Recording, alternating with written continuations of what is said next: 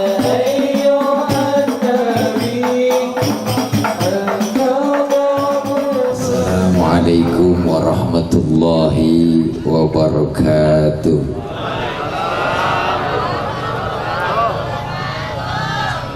Bismillahi walhamdulillah, wassalatu wassalamu ala rasulillah Sayyidina Muhammad ibn Abdillah. La hawla wa la quwwata illa billah. Amma ba'du. Yang mulia segenap para alimin ulama, para habaib, wabil khusus guru kita Habiban al-Mahbub Al-Habib Saleh As-Segaf Al-Mukarram Al-Ustaz Ki Haji Ahmad Wahyudi, Sahibul Majlis Al-Mukarram Al-Ustaz Syarifullah beserta keluarga besarnya, para bapak hadirin, ibu hadirat jamaah yang insyaallah dimuliakan oleh Allah Subhanahu wa ta'ala. Waktu sudah rada malam, ada jam 2 kurang 3 jam. Banyak ilmu yang telah disampaikan oleh guru kita, yakni Al-Habib Saleh. Saya yakin apa yang beliau sampaikan tadi banyak manfaat buat kita semua. Bicara Isra dan Mi'raj, menurut bahasa Isra itu artinya jalan, Mi'raj artinya naik. Isra artinya jalan, jalan tentunya ke depan. Mi'raj artinya naik, naik sudah pasti ke atas.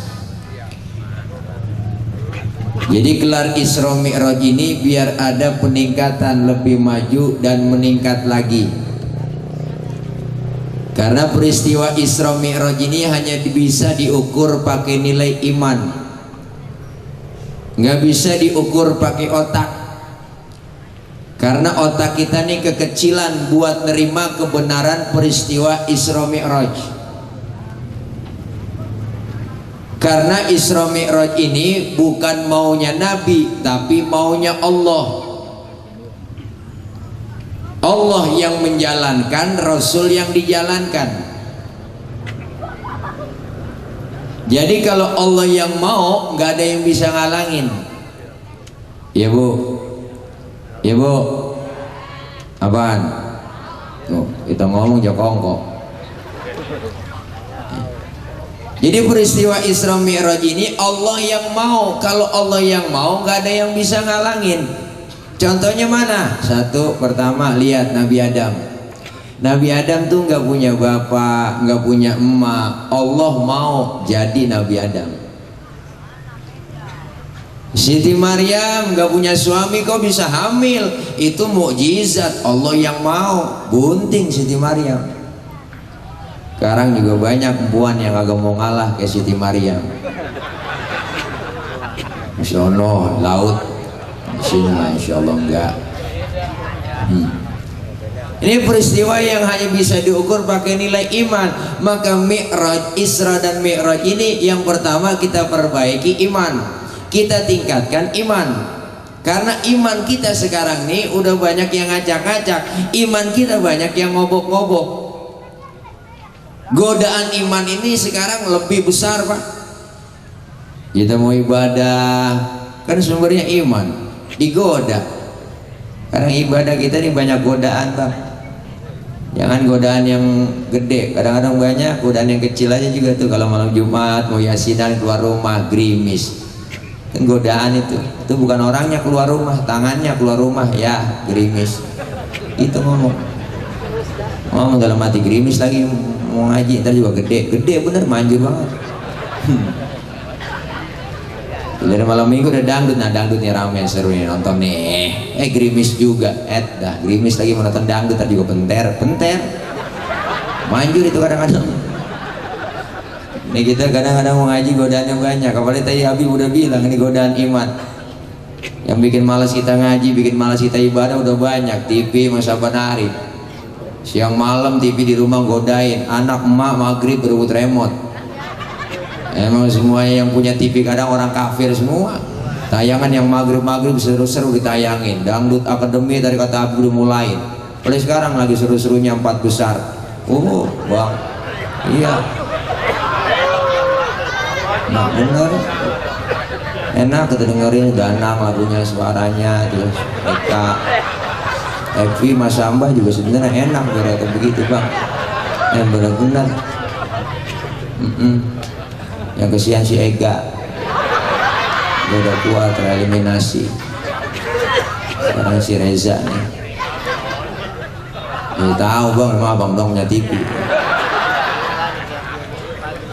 Ini sekarang bang begitu.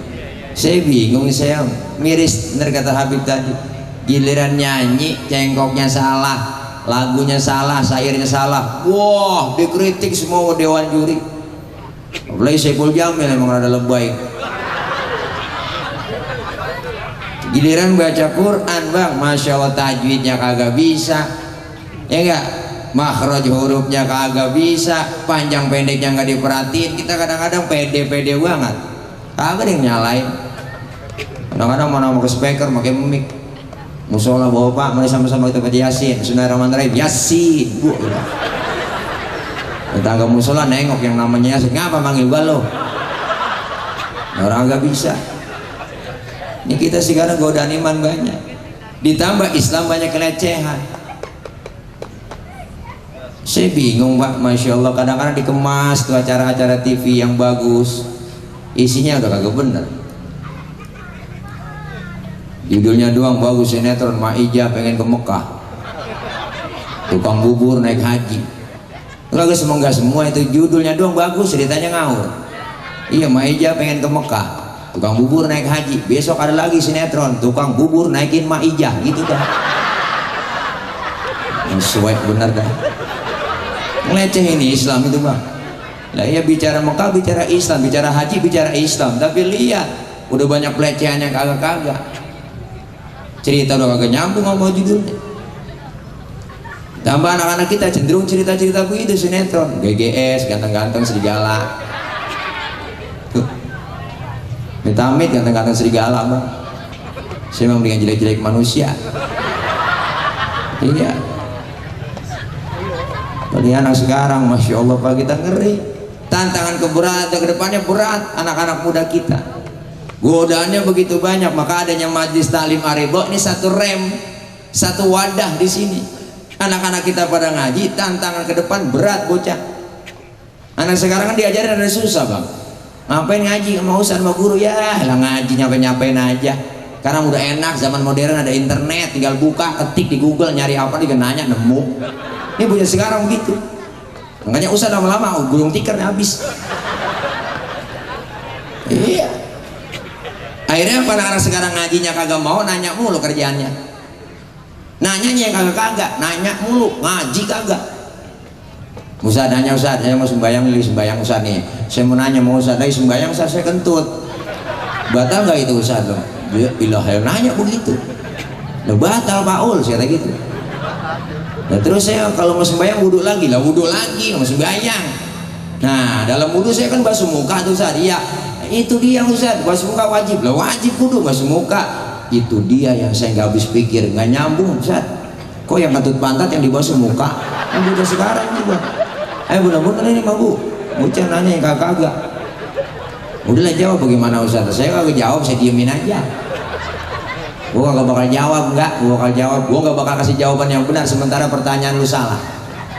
Sekarang lu balik nanya apa Ustaz? Sekarang lu gua tanya, lu kalau kentut yang malu muka lu apa pantat tuh? Saya kata gitu. Udah muka saya guru malu, ya makanya muka lu yang dicebokin, saya kata gitu. Sambil dedek bener lu. Nanya, udah banyak buat nanya, ngotot lagi. Ini sekarang pak, ini kenyataan. Ngajinya kagak, nanya mulu bocah. Bocah sekarang kan diajarin ada susah. Lah dulu kita mau orang tua pak dipelototin nama emak sama bapak takut. Lah bocah sekarang jangan kita pelototin, kita omelin, tenggorokan babanya jelongok. Ngapa lu buah, bocah sekarang. Ribet susah. Makanya ini Majelis Taklim Arido satu wadah, ngaji kumpul di Majelis Taklim, bukan hanya sekedar majelis zikir, tapi ada taklimnya. Zikir penting, taklim lebih penting. Yang masuk dari cuma arak rerek doang ngaji, arak rerek bendera juga bawa, ya saya di umbul-umbul. Ngaji orang bawa kita bendera aja arak rerek dibawa ke sono, ngajinya kagak. Menang arak rerek doang, suwe bener. Kadang-kadang marah dibilangin begitu anak muda. Yang disebut majelis taklim dalamnya pelajaran ilmu fikih bang. Kalau saudara main hadroh baca sholawat, ya enggak, ratib, majelis zikir, tahlil, itu baru dikatakan majelis zikir, belum dikatakan majelis taklim. Jangan sembarangan. Yang dikatakan majelis taklim dalamnya ada pelajaran ilmu fikih. Jangan ngaji kemana-mana nyampe ke Monas ngumpul, guru di kampung ditinggal. Iya bener-bener bang. Majelis zikir cakep, enggak saya larang anak-anak main hadroh, main ngaji kemana ngikutin silakan, tapi jangan lepas majelis taklim. Guru setempat di kampung hormatin, hargain, ngaji, buka kitab. Karena Islam itu fikih, syahadah, sholat, puasa, zakat, haji, jelas diajarkan dalam kitab fikih. Begitu juga sholat diatur dalam kitab fikih. Kita belajar bisa sembahyang dari mana? Dari fikih. Siapa yang ngajarin? Guru. Di mana? Di majelis taklim. Ngaji kudu ada gurunya. Kalau ngaji gak ada gurunya mau medi kuntilanak ke gurunya. Lah iya bang, ini biar saja, biar tahu. Orang sekarang ngajinya kagak begitu, ibadah ikut-ikutan, sembahyang udah macam-macam, mengkang soal mengkang kemari kaki. Bener-bener bang, saya kemarin sembahyang disalahin, saya kesel banget. Lah sembahyang baca usholi diomelin sama dia. Saya mau sembahyang maghrib, saya baca usholi kan sebelum takbir, usholi fardhu maghrib. Jadi nggak ada samping. Ditanya saya, bang, abang tadi baca usholi ya? Ngapa bang? Baca usholi nggak boleh, hukumnya haram. Waduh, dalam hati ngapain berantem nih dia. Dan saya jelasin bang, baca usholi dalam sholat tuh sebelum kita sholat itu apa? Ngikutin Imam Syafi'i. Kita kan sebelum sembahyang maghrib ngadep kiblat, sebelum takbir kan baca usholi bang, bener? Sholli fardhu maghribi salata raka'atin mustaqbilal qiblati hadan lillahi ta'ala. Mulut kelar ngomong, tangan bergerak. Allah, sambil nyebut Allah, hati kita barengin. Sejak saya sholat maghrib 3 rakaat menghadap kiblat, perdukan Allah Ta'ala, Hu Akbar. Biar sinkron antara mulut sama hati. Nggak pakai usholi juga nggak ngapa-ngapa. Jangan ngomongin haram. Kita mau sembahyang maghrib bang, udah kepepet waktunya 6:30, sembahyang maghrib, jangan pakai usholi lagi, langsung aja niat takbir barengin Allahu Akbar, sah. Bahkan kalau menurut saya sebelum kita takbir nyanyi masih boleh. Bener bang, kita mau sembahyang maghrib nih, ya sebelum takbir nyanyi, sampai hatimu begitu tega di depan mataku kau jual cinta. Allahu Akbar. Menurut ilmu fikih sah-sah aja. Ngapa? Nyanyinya sebelum takbir. Cuman masalahnya di mana? Masalahnya kita punya otak apa kagak? Masa mau sembahyang nyanyi? Itu masalahnya. Ini biar jelas, biar paham. Kalau orang gak ngerti ikut-ikutan ibadahnya. Sedekap udah macam-macam, orang takbir nggak ada tenaga dalam. Ada yang begitu bang. Entah udah kender diulang sana diulang kemari, pakai bukangang lebar kambing bisa lolos. Ya ampun, ini kita lihat ada aturan yang mana. Al-Maghfurlah Kiai Haji Nur Ali gak ngajarin sholat yang model begitu. Almarhum Al-Maghfurlah Abuya Kiai Haji Ahmad Zayadi Muhajir gak ngajarin sholat yang bekangkang begitu. Ini sekarang orang ikut-ikutan dah, kagak ngaji fikih berarti. Laki-laki sama perempuan kalau sembahyang kan beda berdirinya. Laki-laki kalau sembahyang kakinya lebarnya maksimal sejengkal, nggak boleh lebih. Perempuan kalau sembahyang kakinya perlu rapet. Kenapa laki-laki sembahyang kakinya nggak boleh rapet kok? Kegencet. Bener lah, ampun lo ngerasain. Kamu lagi rapet bang ya, gil lah. Ada sesuatu yang mengganjal. Ini perempuan sholat kakinya nggak boleh pakang lebar, kesian adem seriwing lah, ada aturannya kok, biar jelas. Sedekap yang bagus fikih ngajarin wawadul yamin ala shimal, meletakkan telapak tangan kanan di punggung tangan kiri, naronya jangan di atas dada, jangan di bawah pusar, naronya di bawah dada, di atas pusar, pas tengah-tengah. Ini biar dantang ngaji kita disuruh sama guru begitu, biar tahu ilmunya orang, biar ilmunya banyak bang. Kalau salah naruh diomelin, apalagi kagak ada ilmunya. Nah orang biar ilmunya banyak, salah naruh diomelin, apalagi yang gak ada ilmunya. Kayak Qori suaranya enak, qiraatnya bagus, enak kita dengerin suaranya bagus Qori. Kenapa? Ada ilmunya. Tapi kalau lagi jadi imam sholat nggak boleh bacanya begitu. Lagi imam sholat tentang Qori internasional, takbirullahu akbar, baca ya Bismillahirrahmanirrahim. Makmum teriak lamaan lu mam. Nah kalau sodan makmum, ini orang punya ilmu salah narok bang. Dan biar kata Qori internasional banget, kalau lagi jadi imam bacanya kudu murotal. Ini biar tahu. Kayak anak muda kita bangga ada majelis taklim hari itu di sini ngaji, kumpul pengajian, orang ngaji nggak ada ruginya bang, dosanya diangkat. Amin. Ini kita ngaji kumpul begini nih, dosa kita dirontogin, dosa kita digebek, diusap, dosa kita ditipek. Iya. Kalau kita pikir-pikir banyakkan dosa kita mau ibadah. Yang pertama, yang kedua, orang ngaji pahalanya gede. Datang ke majelis taklim niat dari rumah menuju ke majelis taklim, dimudahkan jalan menuju surga. Amin. Dosa diangkat, pahala dapat. Iya, datang aja udah ke majelis taklim, ikutin guru kita. Guru nggak bisa, kita nggak bisa, ikutin aja udah. Guru bawa kitab, ngikut bawa kitab. Guru buka, guru tutup. Iya, ngaji datang paling belakang, temen nanya halaman berapa ini bang? Boleh ke bed doang. Datang aja. Mau jiping, ngaji kuping, jider, ngaji sambil nyender, jiler, datang kok. Catat pahalanya sama dengan sholat sunnah 1000 rakaat. Wa ilaha illallah bang, 1000. Pernah kita sembahyang 1000 rakaat kok. Ya, boro-boro 1000. Sembahyang tarawih aja nggak jadwal imam. Malam ini tarawih imamnya dia ya ukuran lama nih, pindah kita ditandain banget imam kalau lama udah gede sama jamaah bang. Kalau tarawih bener jadi gerendeng jamaah belakang ya lama udah diukuran. Coba imam kalau cepat gua favorit dolim Akbar. Nah ini belakang gua nyungsep juga ini gua ya, imam mau cepet kecepatan bu jangan ya, kelamaan bu jangan. Ini biar tahu orang ngaji dosa diangkat, pahalanya dapat. Amin. Yang ketiga, ngaji itu bisa silaturahim, umur jadi panjang, rezeki jadi murah. Nih kalau nggak ada pengajian jarang kita silaturahim. Nih kita kumpul begini ketemu, yang agak ketemu jadi ketemu, yang nggak pernah ketemu jadi ketemu. Ini silaturahim. Makanya orang dulu pak ngaji jauh-jauh jalan kaki dilakonin.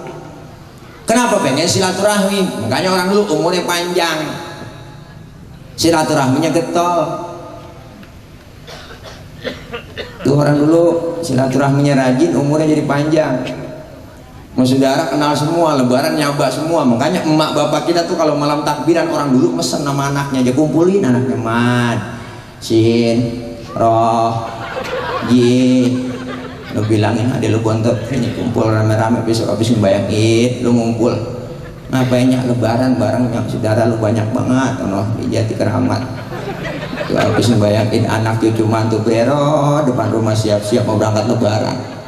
Emak bapak kita di belakang ngiringin bang tuh nenteng tenong. Orang dulu bawa tenong aki-aki kalau lebaran tuh. Iya dia pakai jas, jasnya juga kepake dia taruh di pundak, jalan kaki gerah. Jalanannya aja gulung, gendeng gol becek gitu orang dulu. Sendal lilinya aja tenteng blok.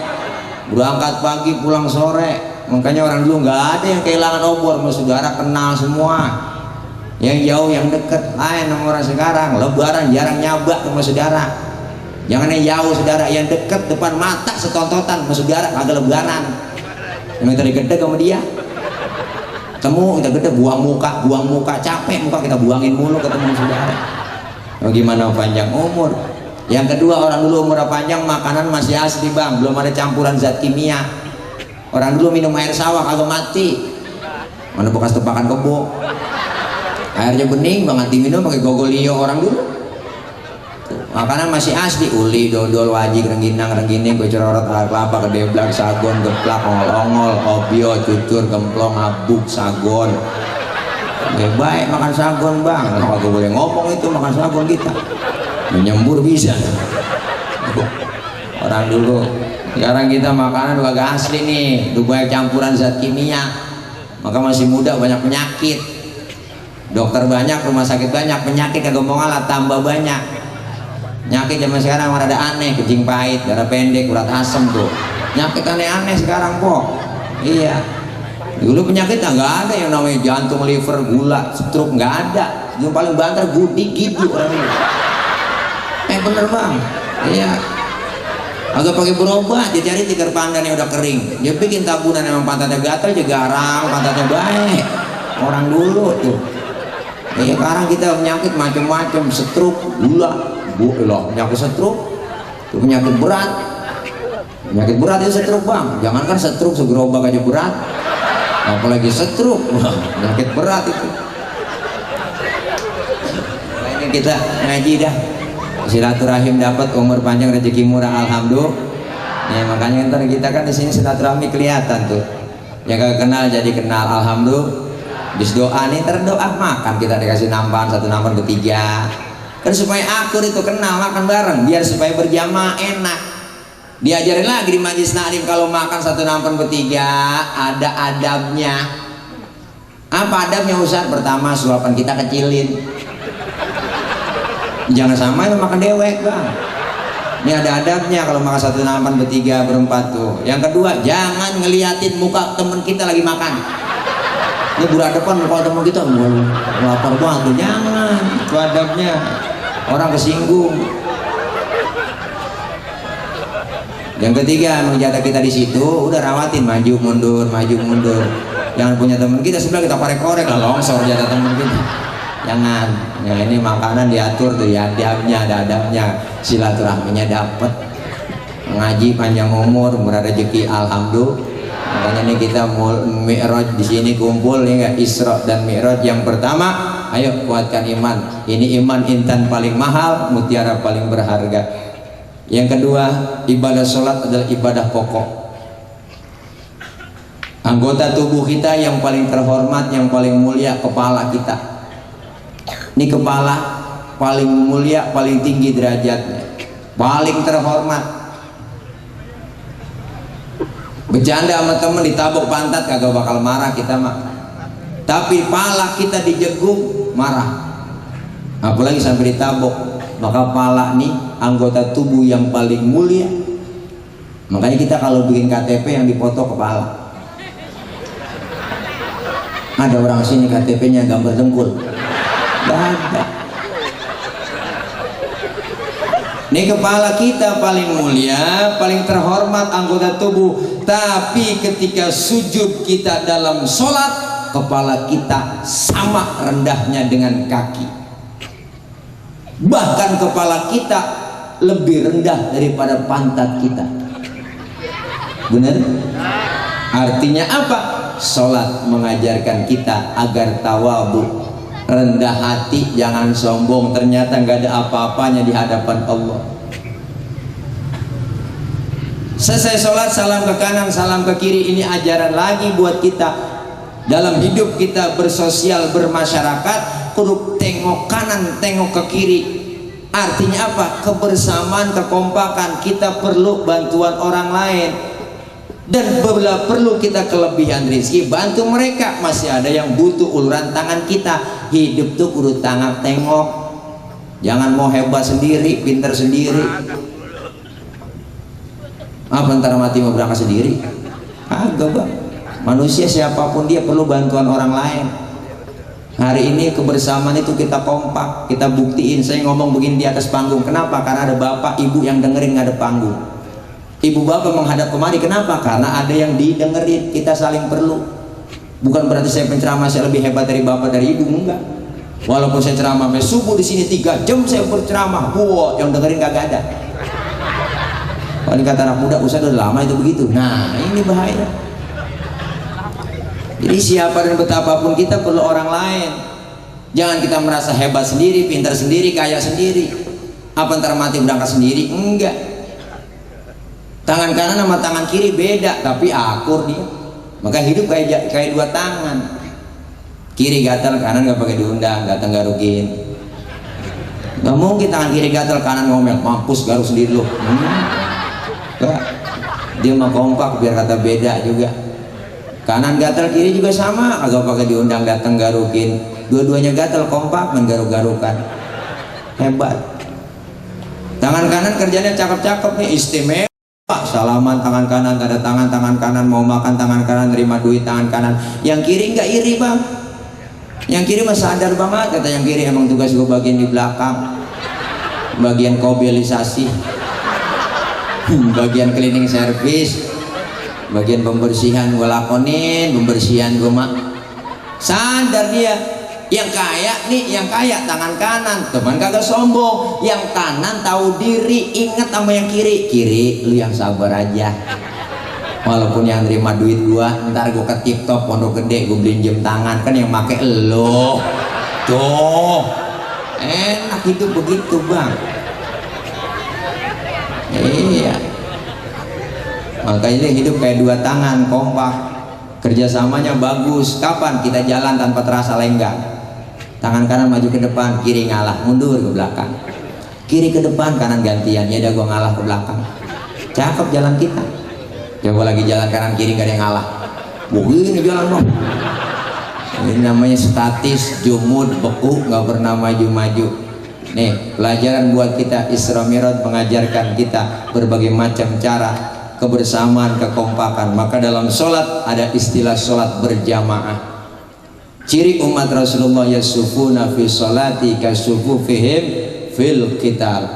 Ciri umat Rasulullah sholat berjamaah, bersaf-saf, berbaris-baris, rapet seperti orang yang akan mau perang. Ngapa no mobil? Iya. Makanya ini kita berjamaah kompak. Maka simbol kebersamaan umat Islam bisa kompak, masjid, musola. Itu masjid, musola simbol kita kebersamaan bang. Demokrasinya umat Islam di situ. Kenapa? Karena masjid, musola ada aturan yang gak tertulis. Siapapun masuk musola copot sendal, buka sepatu. Itu aturan. RT masuk musola buka sepatu teh. RW masuk musola copot sendal. Weh, lurah masuk musola copot sendal. Rah. Camat masuk musola buka sepatu. Mat. Gubernur masuk musola copot sendal. Nur. Presiden masuk musola copot sendal. Den, itu aturan. RT datang duluan ke musola, ke masjid, duduk di depan, datang duluan.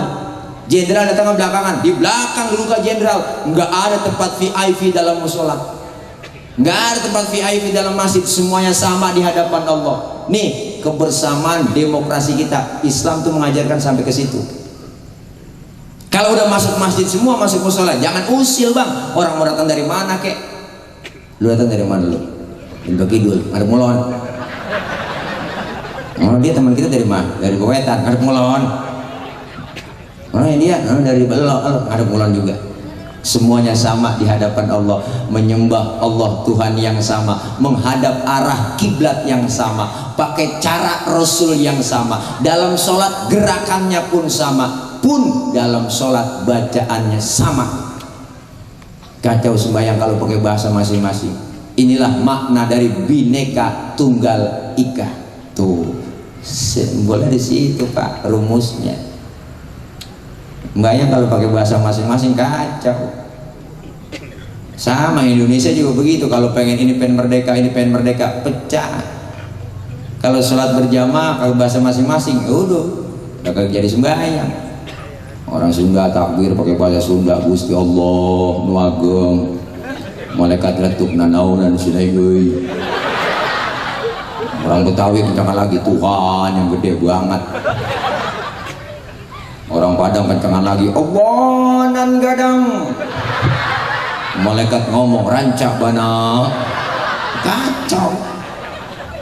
Yang kesian orang Ambon, takbir logat Ambon, bahasa Ambon, Allah sing ada lawan. Bismillahirrahmanirrahim, alhamdulillahirobbilalamin, arrahmanirrahim, malika midi, mati tuh iman. Ya ini bang kacau. Ini sholat kebersamaan kita, simbol demokrasi. Kita kompak bareng bersatu, insya Allah bang. Siapa dan betapapun kita pasti perlu orang lain. Lidi, kenal lidi bang? Lidi biar gede banget pak tuh lidi. Kalau sendirian laler kagak mati. Lidih biar gede banget, tapi sendirian laler kagak mati. Tapi kalau ada lidih kecil-kecil digabung jadi satu, diikat sapu namanya, jangankan laler, anjing kita gede pedok kakinya. Ini kalau kita kompak. Itu hebatnya di situ, kebersamaan, kekompakan dan kerukunan yang kita terapkan. Kenapa? Islam sekarang kalau kurang bersatu, hati-hati, banyak yang menjajah kita, menghancurkan kita melalui budaya, melalui media. Lihat anak-anak kita sekarang udah dijajah, Pak. Kita nggak sadar, dijajah melalui budaya, dari pakaiannya dijajah.